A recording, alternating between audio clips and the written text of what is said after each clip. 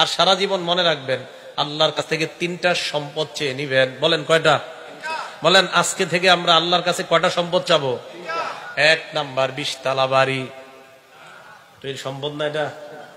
আরে কি বলেন, সম্পদ না? ইবনে মাজা কিতাবের নাম, 1856 নাম্বার হাদিস।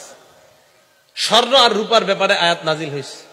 তা আয়াত নাজিল হওয়ার পর খুব ধমক দিছে আল্লাহ আয়াতের মধ্যে, যারা স্বর্ণ রূপা জমা করে যাকাত দেয় না, সদকা করে না, আল্লাহ ধমক দিছে। এখন সাহাবারা রাসূল আকরাম সাল্লাল্লাহু আলাইহি সাল্লামকে বললেন, আইয়াল মালি নাত্তাখিযু ইয়া রাসূলুল্লাহ, হুজুর আমরা কোন সম্পদ কামাই করব, কোন মাল আমরা জমা করব, তাহলে আমাদেরকে একটু বলেন। স্বর্ণ রূপার ব্যাপারে আল্লাহ এত কঠোর কথা বলছে, ইয়া রাসূলুল্লাহ আমরা কেমন সম্পদ কামাই করব একটু বলেন। তো রাসূল আকরাম সাল্লাল্লাহু আলাইহি সাল্লাম একটু রাগ হয়ে গেছে যে আমার সাহাবারা সম্পদের কথা জিজ্ঞেস করলো কেন। রাগ হয়ে একটু চলে গেছে। হযরত ওমর ফারুক রাদিয়াল্লাহু তাআলা আনহু সাহাবাদেরকে বললেন, তোমরা থামো, আমি বিষয়টা যাই না তোমাদেরকে জানাইতেছি। নবীজির মেজাজ খুব বুঝতেন হযরত ওমর ফারুক রাদিয়াল্লাহু তাআলা। রাসূল আকরাম সাল্লাল্লাহু আলাইহি সাল্লামের কাছে আসলেন, সুযোগ বুঝা নবীজিকে বললেন, হুজুর সাহাবারা প্রশ্ন করছে আপনার কাছে কোন মাল আমরা কামাই করব, যদি একটু বলতেন। নবীজি বলছেন, ও আচ্ছা আচ্ছা, মানে এখন রাগ ঠান্ডা আছে। আল্লাহ নবী বললেন, লিয়াত্তাখিজ আহাদুকুম কলবান শাকিরা, 1 নাম্বার তোমাদের সবাই যেন কামাই করো কলবান শাকিরা, এমন একটা কলব যে কলবটা বেশি বেশি আল্লাহর শুকরিয়া আদায় করতে পারে। 1 গ্লাস পানি পান করলাম, আলহামদুলিল্লাহ।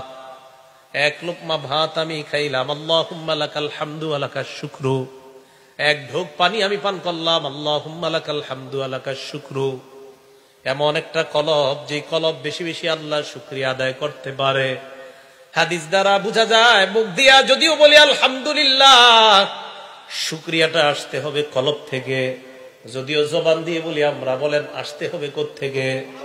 মানে আল্লাহ আপনি যে আমারে পান করাইলেন, আপনি যে খাওয়াইলেন, আমি খুশি আল্লাহ, আলহামদুলিল্লাহ। বলেন তো গরমকালে আপনি একটু ঠান্ডা পানি পান করলেন, এই ঠান্ডা পানি পান করার পর আপনার কি অবস্থা হবে? গরমকালে খুব গরম, ঠান্ডা পানি ঠান্ডা শরবত পান করলেন। আচ্ছা রমজান মাস, গরমকাল, রমজান মাস, দিন বড়, 16 ঘন্টা রোজা রেখা 1 গ্লাস ঠান্ডা শরবত পান করলেন, মুখ দিয়া নাও যদি বলেন, কলব থেকে, দেহ থেকে, অঙ্গ প্রত্যঙ্গ থেকে আল্লাহ শুকরিয়া বের হবে। তাহলে কলব এমন একটা কলব যে কলবটা বেশি বেশি শুকরিয়া আদায় করতে পারে। 2 নাম্বার কলবা ওয়া লিসানান যাকিরা, এমন একটা জিহ্বা যে জিহ্বা বেশি বেশি আল্লাহর জিকির করতে পারে। যে জিহ্বা বেশি বেশি কার জিকির করে? আল্লাহর জিকির করে।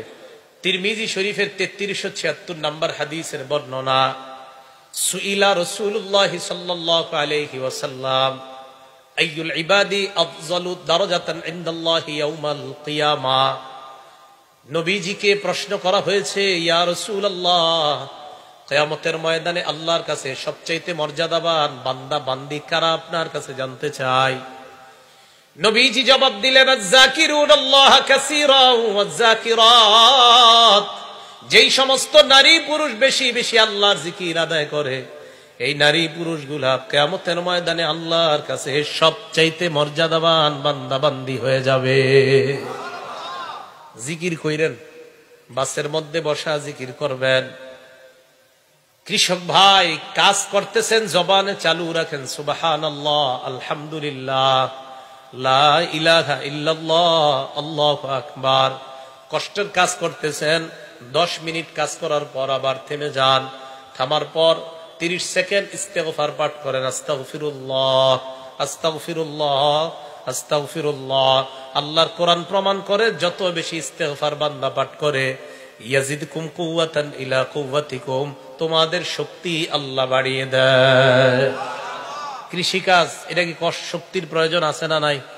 তাহলে আপনি কাজ করতে করতে ক্লান্ত হয়ে গেছেন, বাস এবার কোরআন বিশ্বাস করে নেন যে আল্লাহর কোরআনে বলছে আস্তাগফিরুল্লাহ পড়লে নাকি আল্লাহ শক্তি বাড়ায়।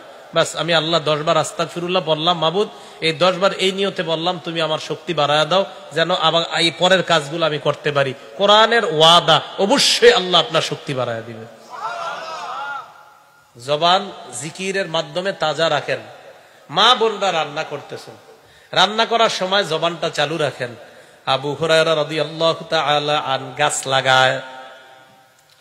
নবীজি আবু হুরায়রা রাদিয়াল্লাহু তাআলা আনহুর পাশ দিয়ে যাইতেছেন। আল্লাহ নবী বললেন, মাল্লাযী তাগরিসু ইয়া আবা হুরায়রা, আবু হুরায়রা তুমি কি লাগাও, কি গাছের চারা তুমি রোপণ করো আবু হুরায়রা?